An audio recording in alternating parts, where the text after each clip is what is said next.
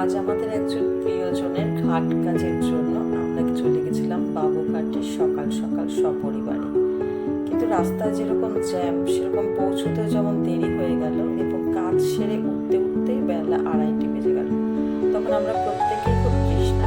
সামনেই দেখলাম ইনস্ট্যান্ট জলজিরা, যা লেবুর রস, বিট নুন, চিনি, বরফ কুচি এবং বিসলারি সোডা দিয়ে তৈরি করে দিল ঠান্ডা ঠান্ডা পানীয়, যা আমাদের